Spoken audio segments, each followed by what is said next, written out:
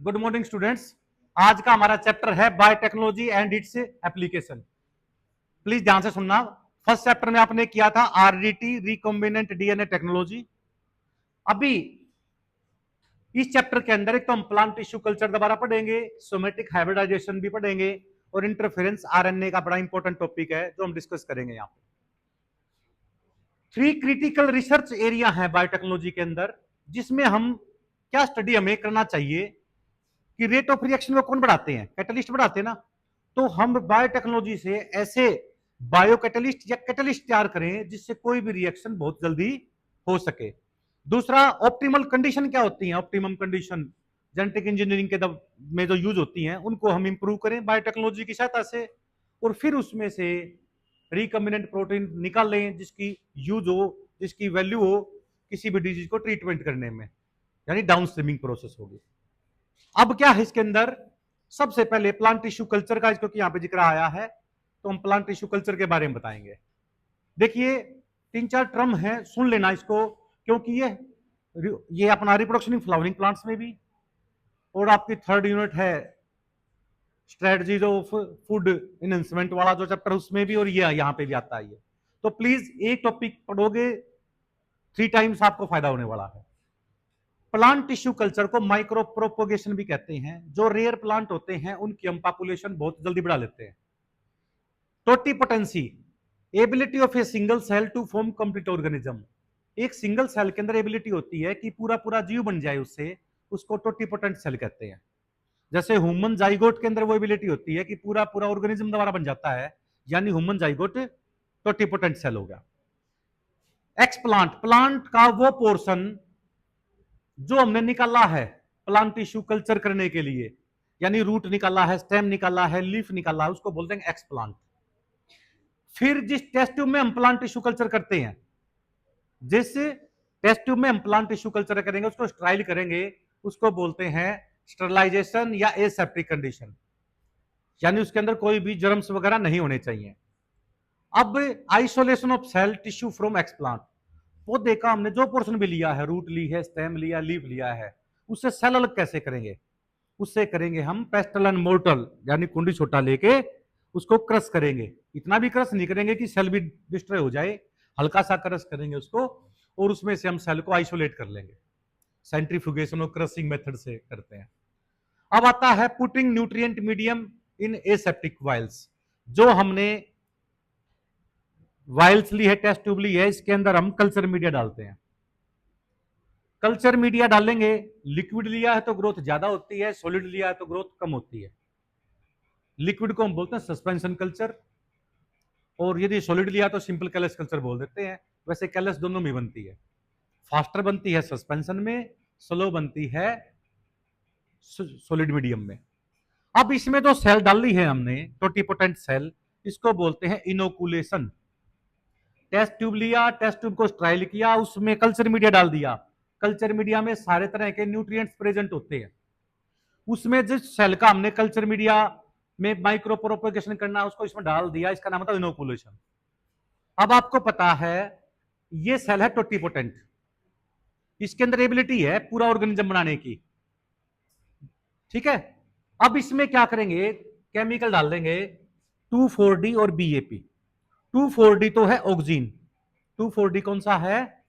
Oxygen. आपको पता है क्या करता है? सेल का साइज बढ़ा देता है। ऑक्सीन क्या करता है? सेल का साइज बढ़ा देगा ऑक्सीन।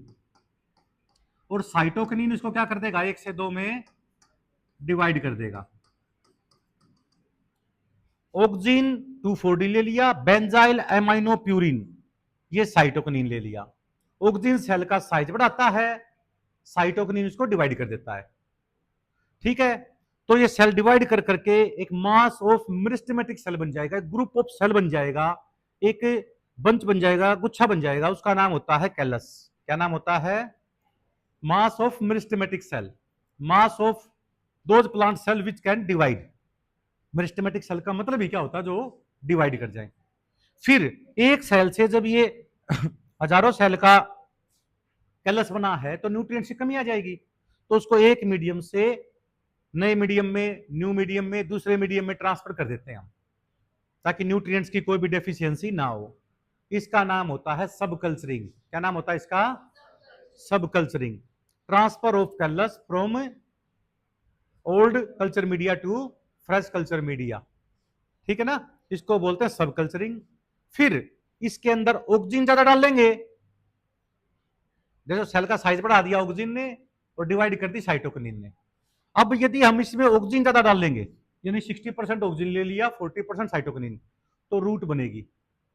और उल्टा कर दिया हमने, 60% साइटोकिनिन 40% ऑक्सीजन, तो सूट बनेगा।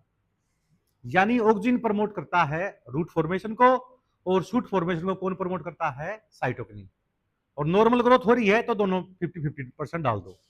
अब क्या करेगा ये, हर एक सेल जो एक कैलस में मान लीजिए 1500 सेल थी, 1000 सेल थी, 2000 सेल थी, उतने ही छोटे छोटे पौधे उग जाएंगे। इसको प्लांट ना बोल के प्लांटलेट्स कहते हैं। क्या कहते हैं? प्लांटलेट्स।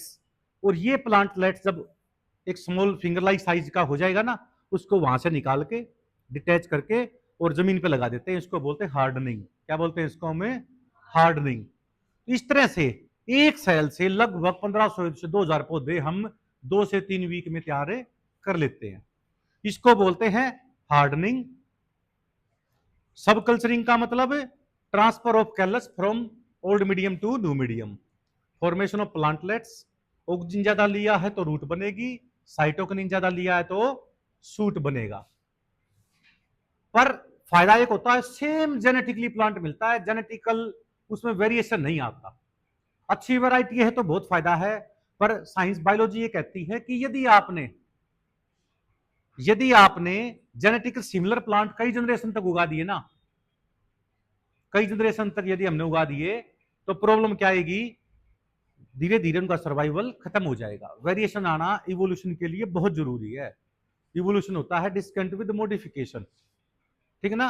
अडेप्टेशन पावर ज्यादा होती है उन जीवों में जिनका रिप्रोडक्शन सेक्सुअल रिप्रोडक्शन से पैदा हुए हैं। जो ये सेक्सुअल से पैदा हुए हैं उनका सर्वाइवल रेट कम होता है, नेचर में वो कम अडेप्ट कर पाते हैं।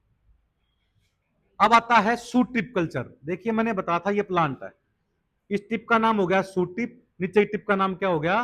Root tip. टिप रीजन इसलिए लेते हैं क्योंकि इसमें मेरिस्टेमेटिक सेल होती हैं और इसमें कोई भी कंटेमिनेशन नहीं होता। यदि शूट टिप ली है तो shoot tip culture, root tip ली है तो क्या बोलेंगे? Root tip culture. अब आपने बताओ डाइकोट शीट देखा है, मूंगफली खाई है, राजमा खाई होगी आपने, बीन्स जो लिए हैं, चने लिए हैं, सिसर एरिटोनियम, उसको दो भागों में तोड़ोगे तो दो क्या होते हैं? कोटिलेडनस। उनके छोटा सा बीच में क्या होता है? एम्ब्रियो। ऐसे सीड जिसमें कोटिलेडनस नहीं है, तो एम्ब्रियो को यदि हम कल्चर करवाएं तो एम्ब्रियो से उग जाएंगे ना वो, उसको बोलते हैं एम्ब्रियो कल्चर। उसी तरह जो पौधे दुनिया में बाइसेक्सुअल हैं, मोनोसियस है, हर्मोफोडाइट है, MBH, मोनोसियस बाइसेक्सुअल हर्मोफोडाइट, उन पौधों को हमने यूनिसेक्सुअल बना दिया, यानी डाइसियस बना दिया, मेल अलग बना दिया, फीमेल अलग बना दी। जैसे हमने ओवुल्स लिए, उसके ओवरी में से ओवुल्स निकाला, एप्लोड होते हैं एग, एग में को हमने कोलिचिसिन डाला। ये कैसा केमिकल होता है जो नंबर ऑफ क्रोमोसोम को डबल कर देता है, नंबर ऑफ क्रोमोसोम को क्या कर देता है? डबल। तो ये 2n हो गए। फिर इसका प्लांट टिश्यू कल्चर कर दिया, तो ये जो प्लांट बनाना ये फीमेल प्लांट बन गया भाई। उसी तरह पोलन ग्रेन लिए, हैप्लोइड होते हैं, कोलिचिसिन डाला, ऐसा केमिकल जो नंबर ऑफ क्रोमोसोम को डबलिंग कर देता है, 2n हो गए। इसका प्लांट टिश्यू कल्चर कर दिया, मेल प्लांट बन गया। यानी दुनिया में जो पौधे प्रकृति में बाइसेक्सुअल थे, वुमन के एफर्ट से क्या बन गए? वो यूनिसेक्सुअल बन गए। यूनिसेक्सुअल पौधे दो तीन याद रख लो, शहतूत होता है मलबरी प्लांट, ठीक है ना, मेज मक्के का जो पौधा होता है, पपाया, ये यूनिसेक्सुअल होते हैं। फ्रूट हमेशा फीमेल प्लांट को लगता है, ठीक है। ये प्लांट टिश्यू कल्चर है जो आपकी एनसीईआरटी की बुक में है, तो डिटेल में आ गया ये। अब आते हैं, एक छोटा सा टॉपिक आएगा मोनोक्लोनल एंटीबॉडी। उससे पहले मैं बता देता हूं, जब भी हमारे शरीर में कोई एंटीजन जाता ना, कोई भी भक्षक जाएगा, तो हमारा शरीर उसमें रक्षक बनाएगा, एंटीबॉडी बनाएगा। यानी एंटीजन वो होते हैं जो बाहर से मेरे शरीर में आए और मेरे शरीर में क्या बनेंगे? एंटीबॉडी बनेंगे। एक एंटीजन के खिलाफ लगभग 10 लाख के करीब एंटीबॉडी बन जाती है। इसलिए जो एंटीबॉडी होती हैं, वैसे तो ये माइक्रोब्स इन ह्यूमन, जो क्या नाम है, यूनिट फर्स्ट आएगी जो ह्यूमन हेल्थ डिजीज, उसमें आएगा। पर थोड़ा सा यहाँ बताना जरूरी है क्योंकि इसके एमसीक्यू बहुत आ रखे हैं पीछे। इम्यूनोग्लोबिन ए, डी, ई, जी, एम, ये 5 तरह की एंटीबॉडी होती है। इम्यूनोग्लोबिन बोलते हैं इसको। इम्यूनोग्लोबिन ए, डी, ई, जी, एम, ध्यान से सुन लो।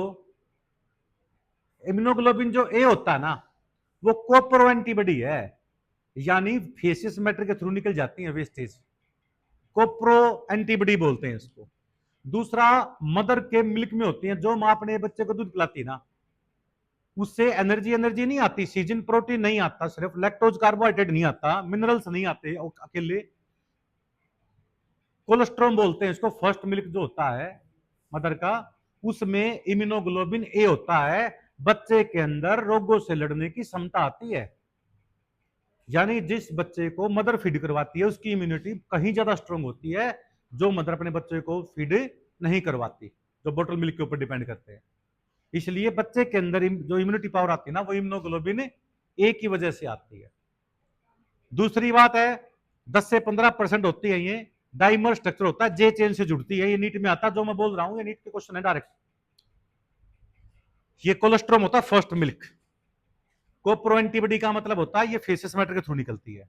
डी, ये बी सरफेस के ऊपर प्रेजेंट होती हैं, ये G.2% होती है, बहुत रेयर होती है। जब भी हमारी बॉडी में एलर्जी होगी, एलर्जी का मतलब बाहर धूल में चले जाए, छींक आ जाए हमारे को, बुक्स खोल लें तब छींक आने लग जाए, लाल स्किन हो जाए हमारी, तो ये सबसे पहले होती है बॉडी में एलर्जी। उसके बाद और लेवल फूल जाए, इसके बढ़ जाए तो क्या बोल देंगे उसको, अस्थमा।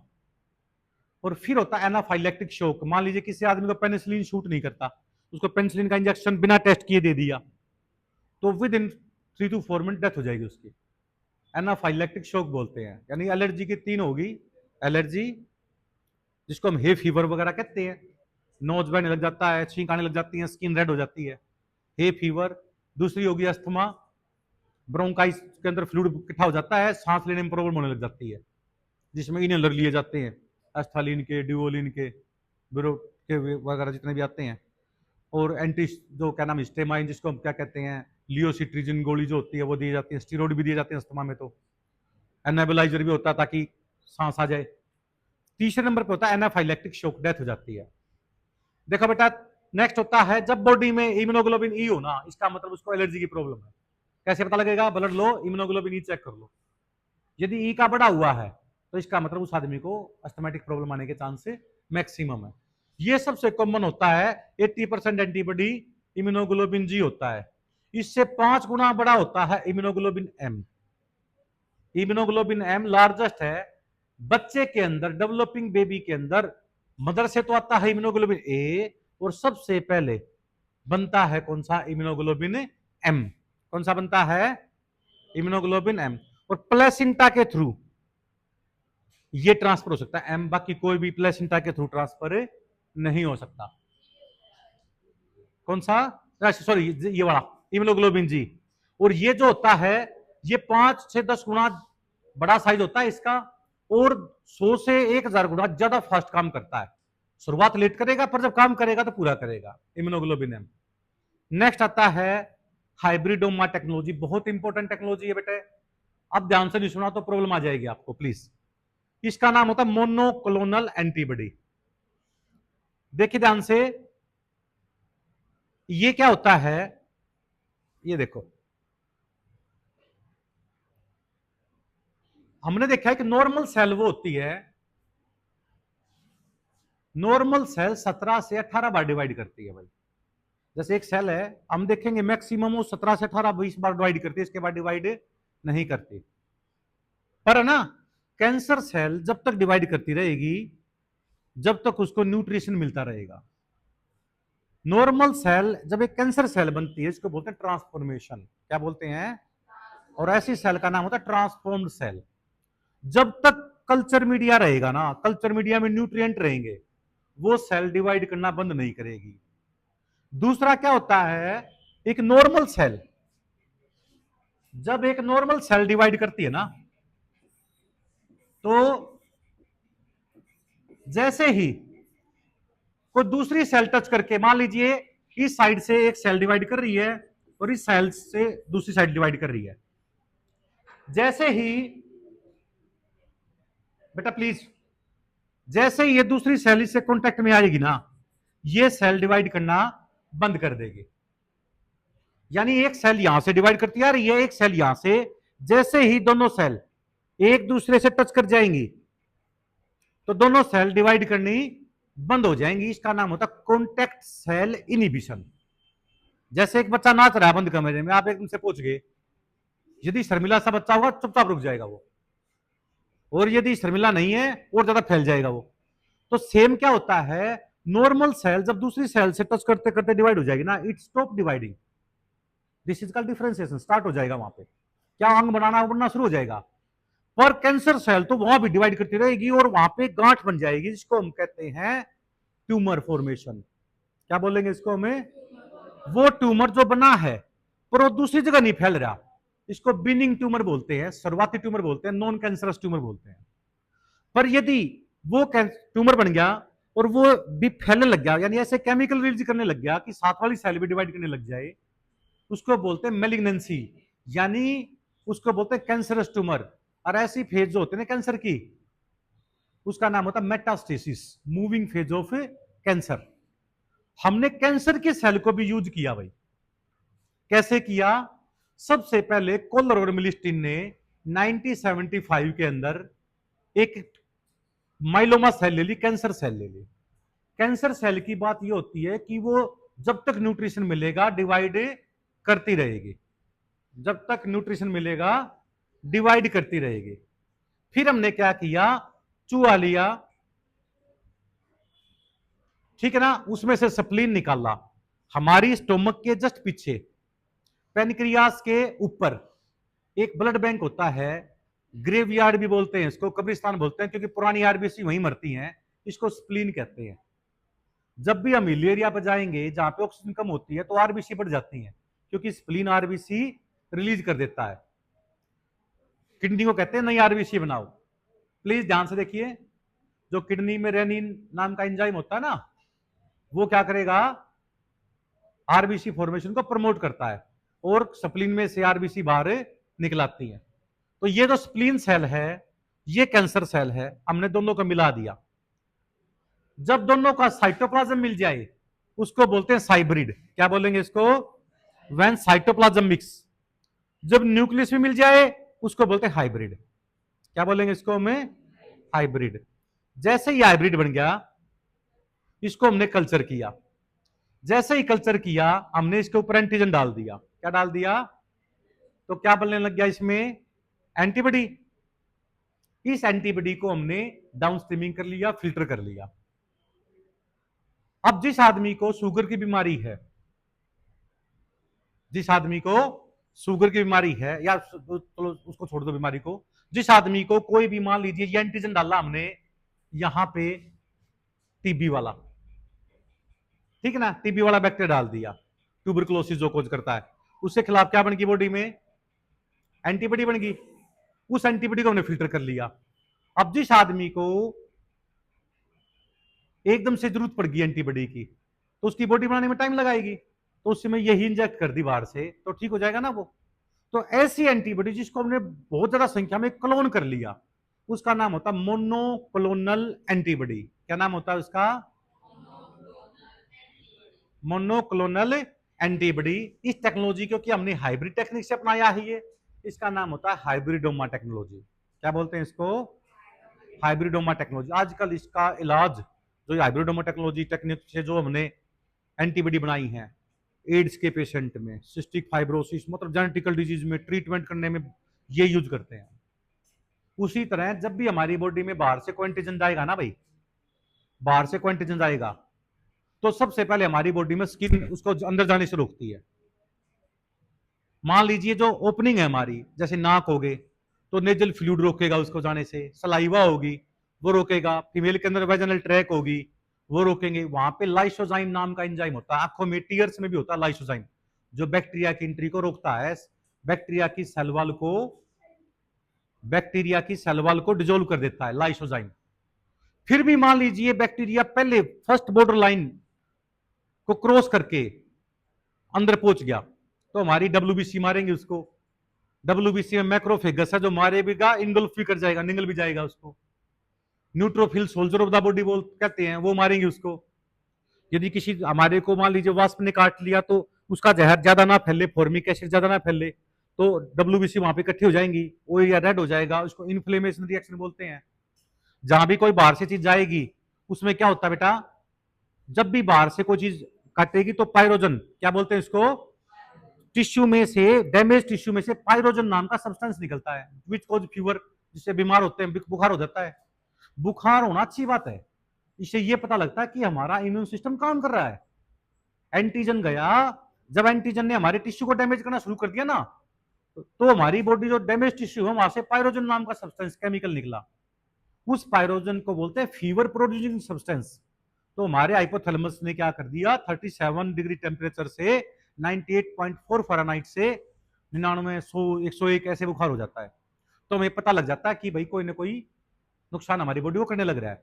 तब हम एंटीबायोटिक भी लेते हैं, और एंटीपायरेटिक्स जिसको हम पीसीएम, पैरासीटामोल, मेफ्टाल्फोर्ट जो टैबलेट होती हैं वो ली जाती हैं ताकि बुखार भी कम हो जाए। बुखार फिर भी कम नहीं हो रहा तो हम हाइड्रोथेरेपी देते हैं, कपड़ा लेके भिगोते हैं ठंडे पानी में और माथे पे रखते हैं ताकि दिमाग में बुखार का असर ना हो। उसको बोलते हैं first line skin, mucus membrane, nasal fluid, tears में लाइसोजाइम, वेजाइनल फ्लूइड इसमें भी लाइसोजाइम, ये होते हैं first line of defence. Pathogen फिर भी अंदर चला गया तो इन्फ्लेमेटरी रिएक्शन, मैक्रोफेगस, डब्ल्यूबीसी के साथ लड़ाई, ये सारी क्या होती हैं, सेकंड लाइन ऑफ डिफेंस। फिर भी पैथोजन बॉडी में अंदर चला गया तो बॉडी में हमारी बोन मैरो के अंदर एक तो होती है बी सेल और एक हमारी थाइमस ग्लैंड होती है। थाइमस ग्लैंड कहां पे होती है, स्टेरनम के नीचे, दोनों लंग्स जहां पे मिलते हैं इसके नीचे एक ग्लैंड होती है जो कि 15-16 साल के बाद बॉडी में से गायब हो जाती है, उसको थाइमस ग्लैंड बोलते हैं। बाद में थाइमस ग्लैंड का काम बोन मैरो ही करता है। तो जो सेल बोन मैरो में बने, बोन मैरो में ही मेच्योर हो, उसको बोलते हैं बी सेल। क्या बोलेंगे, और जो सेल बोन मैरो में बने और थाइमस में मेच्योर हो उसको बोलते हैं टी सेल। अब ध्यान से सुनो, जब भी बॉडी में कोई बैक्टीरिया या वायरस आएगा ना, जब भी बॉडी में कोई बैक्टीरिया वायरस अफेक्ट करेगा तो हमारे बोन मैरो के अंदर बी सेल एक्टिवेट हो जाएंगे, और बी सेल 2000 एंटीबॉडी पर सेकंड के हिसाब से एक लिक्विड की फॉर्म में, एक फ्लूइड की फॉर्म में इतनी ज्यादा एंटीबॉडी निकाल देती है शरीर में कि एंटीजन के ऊपर वो हमला कर देती है, एंटीजन को बॉडी में नुकसान नहीं करने देती। इसका नाम होता है उमोरल mediate immune system. उमोरल means liquid, क्योंकि 2000 एंटीबॉडी पर सेकंड लिक्विड ही बनाएगा। उमोरल मीडिएट इम्यून सिस्टम या एंटीबॉडी मीडिएट इम्यून सिस्टम एक ही नाम है। बी सेल से एक सिस्टम बनता है उमोरल मीडिएट इम्यून सिस्टम या सेल मीडिएट इम्यून सिस्टम। दूसरा होता है टी सेल, थोड़ा सा पढ़ लो इसको, थर्ड लाइन ऑफ डिफेंस में बी सेल और टी सेल आती है। टी सेल होती है जो बने बोन मैरो में, जो बने बोन मैरो में और मेच्योर हो किसमें, थाइमस ग्लैंड में। 15-16 साल के बाद दोनों बोन मैरो में बनती है, बोन मैरो में मेच्योर होती है। ये टी सेल एक सिस्टम बनाती है, सेल मीडिएट इम्यून सिस्टम। ये प्रोटिस्ट और फंजाई जब कोई पैथोजन आ जाए ना उसके अगेंस्ट लड़ती है। इसमें 4 तरह की सेल होती हैं भाई। मान लीजिए आपके घर में एक हमला हो जाए, ठीक है ना, एक बच्चा तो ऐसा होगा कि खुद हमला करेगा उनके ऊपर, हमलावरों के ऊपर, ताकि भाई आपके परिवार को बचाया जा सके। वो तो होते हैं किलर, किलर टी सेल, वो खुद किल करते हैं पैथोजन को। कुछ ऐसे केमिकल निकालते हैं साइटोटॉक्सिक जो दूसरी सेल को मार देते हैं। यानी साइटोटॉक्सिक और किलर टी सेल तो मतलब डिफेंस का काम करेंगे डायरेक्ट। ये काम करती है सप्रेसर, हमारे इम्यून सिस्टम को दबा के रखती है। यानी मैंने दोनों किडनी खराब होगी, मैंने दूसरी की किडनी ले ली, तो इम्यूनो सप्रेसर क्या होते हैं, उसको दबा के रखते हैं हमारे इम्यून सिस्टम को, ताकि वो किडनी मेरी बॉडी में एडजस्ट हो जाए। ठीक है ना, हमारा इम्यून सिस्टम उसको मतलब डिफेंड ना कर पाए, उसको बोलते हैं सप्रेसर। और हेल्पर का काम क्या होता है, घर में एक बच्चा ऐसा होता है जो हमला नहीं करेगा हमलावरों के ऊपर, वो चिल्लाने लग जाएगा छत पर खड़ा होकर, बचाओ बचाओ मार दी हम तो, है ना, ये वो हेल्पर है भाई। ये ना बी सेल की मदद लेती है। ये मोटिवेट करती है बी सेल को कि भी जल्दी से एंटीबॉडी बनाओ, पैथोजन आ चुके हैं बॉडी में। और सबसे बड़ी बात पता क्या होती है, जो एड्स वायरस होता है ना, HIV, वो सबसे पहले हेल्पर को मारता है। यानी कोई भी हमलावर सबसे पहले उसको मारेगा जो चिल्लाता है, क्योंकि पड़ोसियों को पता ना लगे। तो ये पड़ोसी हो गए इसके बी सेल। इसको एक्टिवेट करने के लिए मैसेज कहां से चलेगा, हेल्पर से। तो एड्स वायरस सबसे पहले हेल्पर टी सेल को मारता है, और हेल्पर टी सेल मरते ही बी सेल तो इनएक्टिव हो गया, बाकी को एड्स वायरस मार देता है, क्योंकि उसका भी रेट ऑफ रिप्रोडक्शन जो होता है ना, बहुत स्ट्रॉन्ग होता है, बहुत तेज होता है। ठीक है ना। तो एड्स वायरस सबसे पहले किसको मारेगा भाई, हेल्पर टी सेल को मारेगा। टी सेल और बी सेल मिला के बोलते हैं थर्ड लाइन ऑफ डिफेंस। और बी सेल से बनता है उमोरल mediate immune system, antibody mediate immune system. ये 2000 एंटीबॉडी पर सेकंड के हिसाब से बनाते हैं। टी सेल से बनता है सेल मीडिएट इम्यून सिस्टम। ठीक है। नेक्स्ट आता है भाई, अब आते हैं, देखो ध्यान से प्लीज, देखिए भाई प्लीज, ये आपके एनसीईआरटी है।